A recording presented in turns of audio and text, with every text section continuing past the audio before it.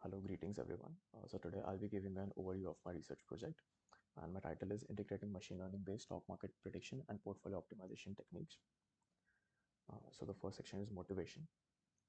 So the first one is role of predictive techniques. So according to me, predicting the stock prices is a key strategy to make informed investment choices, and machine learning models offer a promising approach for accurate stock price predictions. So in this research paper, I've applied RNN, LSTM, KNN, and random forest to predict stock market trends. The second is importance of portfolio optimization. So building a diversified portfolio reduces risk by distributing investments across various assets. Efficient portfolio optimization strategies aim to maximize returns while minimizing risk exposure. Next one is quantitative versus qualitative analysis. So quantitative analysis involves data-driven decision making using numerical data, statistical models, and minimizing emotional bias. Machine learning like RNNs and LSTMs aid in accurate stock price predictions. Qualitative analysis, on the other hand, assesses non-numerical factors like news sentiment and management performance. Both approaches complement each other.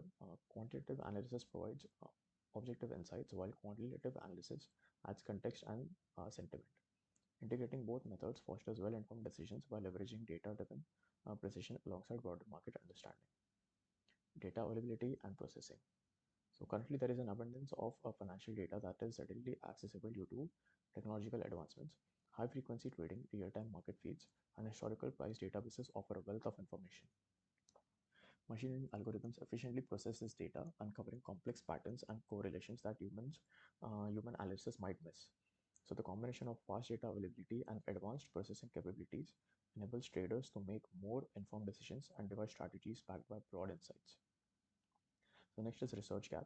So in the existing studies, a number of different methods are used for stock price prediction. Different data sets are also used in the different existing system. In this research, the stock price uh, is done using models based on KNN, random forest, RNN, and LSTM that are trained using the data in the Yahoo Finance dataset. Also in the existing system studied here that performed portfolio optimization, none of the studies compared the different portfolio optimization methods. This comparison of the different portfolio optimization methods like mean variance optimization, HRV, and mean conditional value at risk is also a part of the research that is performed here. So move on to background literature. So the first is machine learning models for stock price prediction. So Kumar explored various machine learning models, including k-nearest neighbor, uh, random forest, support vector machine for stock price prediction. Utilizing technical indicators from NEC India and Yahoo, random forest demonstrated the best performance for large datasets, highlighting its efficacy in handling substantial data. Meanwhile, Chen and he highlighted RNN model superiority in financial prediction over CNN, later addressing RNN's limitation by incorporating LSTM models. The next is diverse algorithms and techniques. So Pavaskar employed polynomial regression, multiple linear regression, random forest regressor, and decision tree regressor for stock price prediction using Yahoo Finance data. Ganesan and Kotal utilized ARIMA models for short-term predictions based on Yahoo Finance and NSE data. And Hiransha, on the other hand, explored deep learning approaches like CNN and RNN using data from NYSE and NSE. So the next point is mean variance allocation and asset allocation. So Kim highlighted the pivotal role of mean variance allocation as a starting point for making asset allocation decisions. So this approach serves as a foundation for portfolio optimization, aiming to strike a balance between returns and risks. The next is hierarchical risk variety for robust portfolios. So Fitzinger showcased the capabilities of HRP in generating portfolios with robust properties. HRP's ability to uncover hidden correlation structures contributed to allocations characterized by low volatility and strong performance metrics. The next is comparative analysis of optimization methods. So while various approaches including mean variance optimization, HRP, and MCVR have been used for portfolio generation, none have directly compared their performances. So identifying the most effective optimization method remains a gap in the literature. Next is methodology. So in this research, the stock price prediction and the portfolio optimization were done separately. So in the stock price prediction, the Yahoo Finance dataset was used. The dataset used in this approach was created using the data from Yahoo Finance. The data associated with stocks and stock prices of different companies are found in this dataset.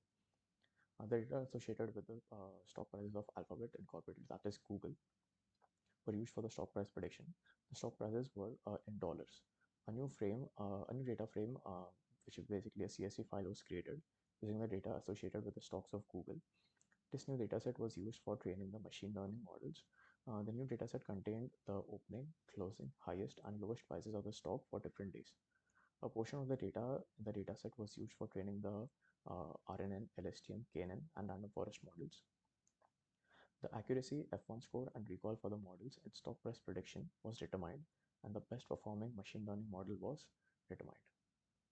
The next is portfolio optimization. So for portfolio optimization was done using mean variance optimization, HRP, and MCVR.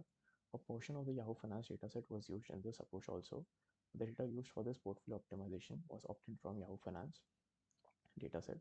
The data associated with the stock of companies Pfizer, Moderna, Johnson & Johnson, Google, Apple, Costco, Walmart, Kroger Co., JPM, HSBC, and BSC were chosen for performing the portfolio optimization. The data of the different stocks were then used for creating a dataset. So this newly created dataset was saved as a CSV file. The columns of the new dataset represented the different companies, and the rows represented the different dates. So the dataset contained the data associated with different stocks of companies on different dates. The stock prices in the dataset were in dollars as well.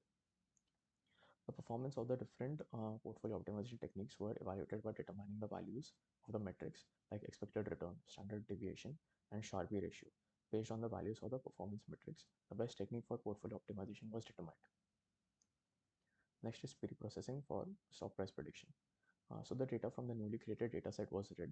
The dataset currently does not have a column that can be used for machine learning models to perform classification. So column was added to the dataset. This column needs to have binary value so that the machine learning models are able to classify the different samples of data. A column named target was added to the dataset. The values in the rows of the dataset represented the stock prices on different days.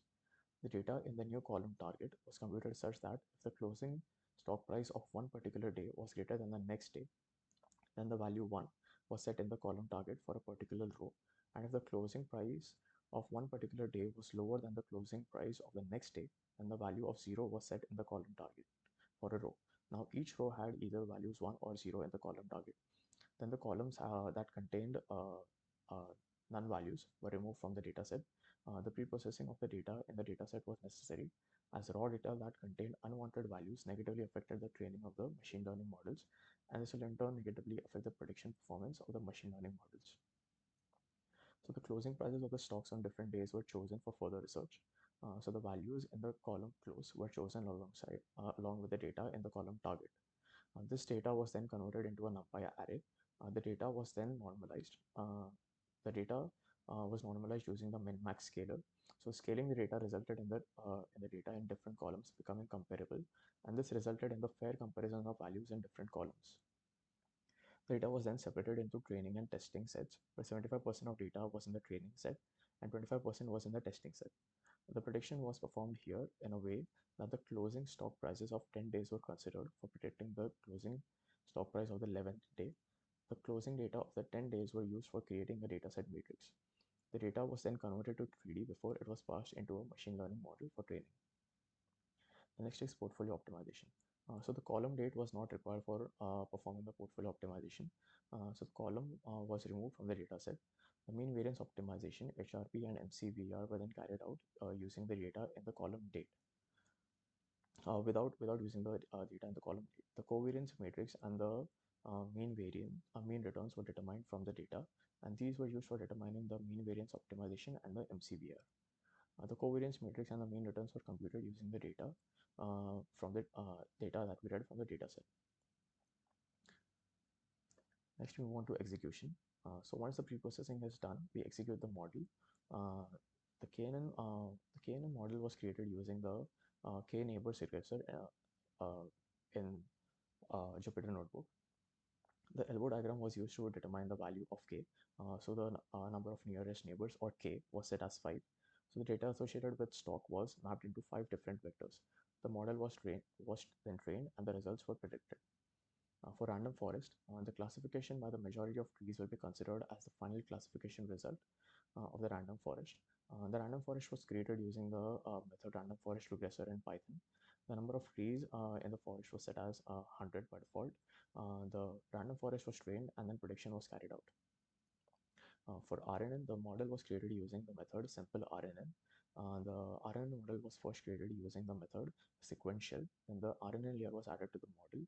The loss for the model was set as mean squared error and the optimizer was set as Adam. For LSTM, the LSTM model was created using the method sequential. The units of the LSTM were set as 4, then a dense layer was added to the prediction model. So the loss was set as mean squared error and the optimizer of the model was set as Adam. Now the execution for portfolio optimization. The first is mean variance optimization. So the mean and the variance is used by the mean variance optimization model for finding out the risk and generating a portfolio based on the historical prices of the stock. The model is based on the assumption that the investment is done to receive maximum return with minimum risk. The efficient frontier of the mean variance optimization model was computed using the covariance matrix and the mean returns. The weights of the mean variance optimization model were computed. These weights were then used for computing the discrete allocation using the method discrete allocation. The latest prices of the stock were fetched from the data in the dataset and the weights were determined. Now the stocks in which the investment can be made for getting maximum profit with minimum risk were determined. This was done using the method discrete allocation. The values of the weights, latest prices of the stock, and the maximum investment values were passed as arguments. The maximum investment is the maximum value that is invested in the different stocks, and here it was set as $100,000. So this represents the 100,000 the code basically represents the dollars. The best stocks in which the investment can be made and the remaining amount in the $100,000 after investing in the best stocks in an optimal manner were determined as the output of discrete allocation method. The value of the maximum investment and the output of the discrete allocation methods were same for the rest of the modules. So for hierarchical risk variety, that is HRV, it computes the inverse variance weights for stocks that are similar. It is used for creating clusters based on similar stocks and works in an iterative manner. Working of the HRV consists of 3 steps, which is clustering, quasi-diagonalization, and recursive bisection. The HRV portfolio was determined using the method HRP OPT. The weights of the HRP model were also computed. The discrete allocation of the HRP was determined using the method discrete allocation again. The latest price of the stock were fetched from the data in the dataset and the weights were determined. Moving on to mean conditional value at risk. Value at risk is defined as the maximum expected loss on an investment. The value at risk summarizes all the expected loss value associated with an investment. Value at risk is a popularly used measure of risk during investment. So the covariance matrix is the first computed, followed by the mean return. Both the covariance matrix and the mean return were computed using the data from the dataset. The value at risk was then computed using the covariance matrix and mean return values. The latest prices of the stock were fetched from the data in the dataset, and the weights were determined. And again, the maximum investment value that is invested in this as well is $100,000. Now we move on to results. So the performance of the stock price prediction model was determined. The performance of the models was evaluated by determining accuracy, F1 score, recall score, and RMSE of the models. The accuracy was defined as the number of accurate stock price predictions of the models to the total number of predictions. The recall was the number of positive classifications made accurately by the models. The F1 score is the harmonic mean of the recall and precision. The RMSE measures the error associated with models during prediction, and it also specifies how the regression line fits with the data points. The portfolio optimization techniques were tested based on the values of the expected annual return, standard deviation, and Sharpe ratio. The expected annual return represents the average return that an investor can anticipate from their portfolio over a 1-year period. It is a measure of how much the portfolio is expected to grow on an average over time. The standard deviation of an investment portfolio represents the statistical measure of the portfolio dispersion or variability of returns around its mean return. The Sharpe ratio computes the excess return on per unit of risk taken. So from the results of the research, it was found that the best performing machine learning model for stock price prediction was the random forest-based model, and the best performing technique for portfolio optimization was the mean variance optimization. It was stated in the study by Chen and He that the LSTM model was better than the RNN model in stock prediction, and this is supported by the results of the research performed here, as it was found that the LSTM has a higher accuracy than the RNN model.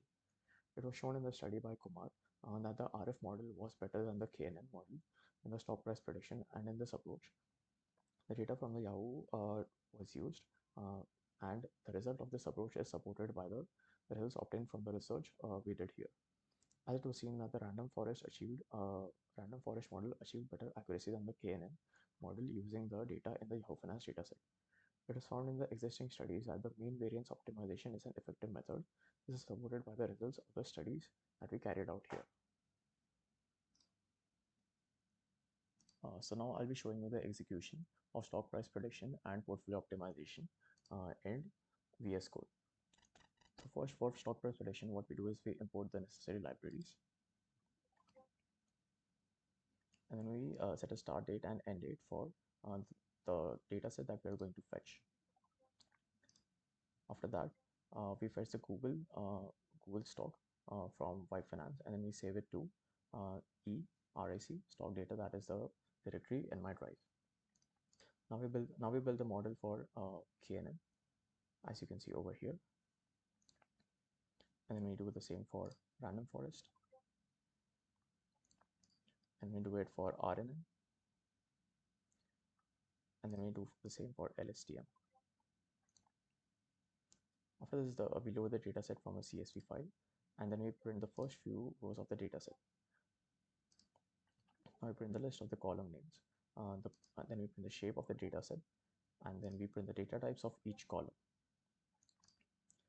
Then we print the length of the data frame. Now we check for any missing values in each column, and then we print if we can find any missing values. Now, assuming the target column is closed, we create a binary target column, and if the next day's closing price is greater than today's, set the target to 1, otherwise it is set to 0. Now we drop any none values into the shift of operation. Then we convert the target column to 0 and 1. Now we plot the closing price over here.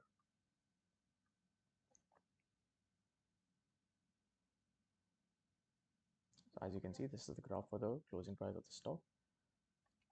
And for further processing, we select only the close column only select the close column. Then we convert the close column to a NumPy array, and then we perform normalization to scale the data between 0 and 1 using the min-max scaler. Now we split the dataset into training and testing, and a function to create a dataset matrix for time series forecasting. Then we generate the training and testing datasets with a specified number of time steps. Now, as you can see over here, we call the model that we build all the way up over here for all the models. As you can see over here, this is the training and testing score for KNN, and these are the training metrics and testing metrics for KNN. Now for random forest, these are training score and testing scores, and this is the graph, and this is the training metrics and testing metrics again, which shows the recall, F1 score, and accuracy score. Similarly for RNN, this is the training score and testing score, this is the graph, and these are the training metrics and testing metrics. And for LSTM, similarly, this is training score and testing score, this is the graph, and here are the training metrics and testing metrics. And in the end, we show a graph which shows the accuracy of all the 4 models. Now moving on to portfolio optimization. Similarly, we first load all the libraries, we set a start date and end date, and then we fetch the data from My Finance. We fetch the data for all these stocks, and then we save it as a CSV file in this directory over here. And now we load the portfolio data, and then we calculate the mean returns and covariance matrix, and then we do it for the mean variance optimization, HRP, and MCVAR. And over here we build the code for MCVAR. We calculate the expected distance for MVO, HRP, and MCVR. So as you can see over here, it shows the expected annual return, annual volatility, Sharpe ratio, discrete allocation, and the funds remaining. And this is for hierarchical disparity, Sharpe, and these are the results which show the expected return and standard deviation for all 3 models. Now over here, we plot the bar charts. So as you can see, this is the asset allocation comparison for all the 3 models. And over here, we plot the pie charts.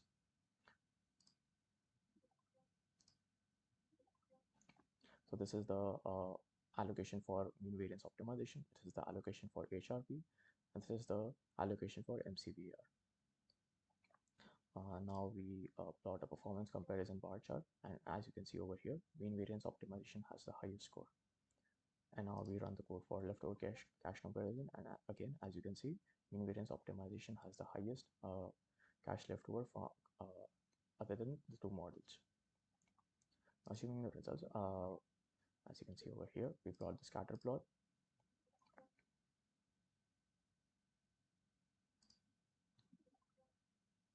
And then we highlight the best method. So as you can see, MVO stands out as the best method. So that's it for my presentation. Thank you so much.